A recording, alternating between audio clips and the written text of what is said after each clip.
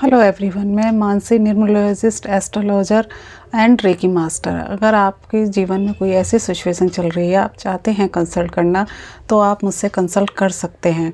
चलिए अब हम आते हैं टॉपिक पर। आज हम बात करेंगे एंजल पर। अब आपके मन में सवाल उठ रहा होगा कि एंजल होते कौन हैं और ये हमसे कैसे बात करते हैं। एंजल होते हैं मैसेंजर ऑफ गॉड।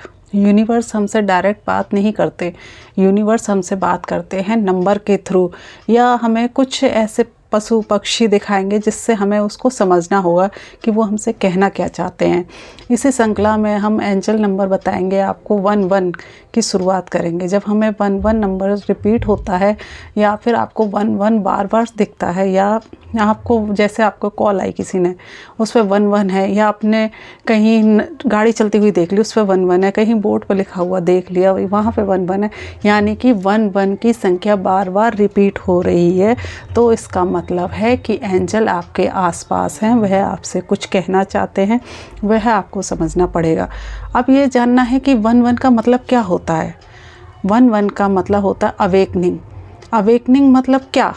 पहले हम सोए हुए थे, अब हम जाग गए, या फिर पहले हमारी आंखें बंद थी या अब खुल गई हैं। अवेकनिंग का मतलब क्या होता है? यानी कि अवेकनिंग मतलब होता है एक नए प्रोसेस का शुरू होना। हम शुरू से हम उस पैटर्न पर जी रहे होते हैं जो हमें हमारे आसपास के लोगों ने सिखाया होता है।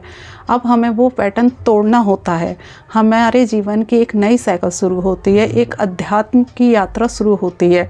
जब हमें 111 बार बार शो होता है तो हमें समझना चाहिए कि हमारी अवेकनिंग हो रही है। इसके कई सारे मीनिंग होते हैं, किंतु अगर ये सबसे पहले दिखता है तो ये अवेकनिंग का ही साइन होता है। ये आपको यूनिवर्स के करीब ले जाता है। आपके जीवन में एक न्यू पैटर्न की शुरुआत होती है, आपकी अध्यात्म जागृति होती है। यानी कि आप जिस कार्य को पहले कर रहे थे, आपको वो पैटर्न ब्रेक करके उसको नए तरीके से करना होगा। अपने जीवन को में अवेयरनेस लानी होगी, आपको एक अध्यात्म के रास्ते पर जाना होगा और आपको एक स्पिरिचुअल पाथ को चुनना होगा। Thank you so much.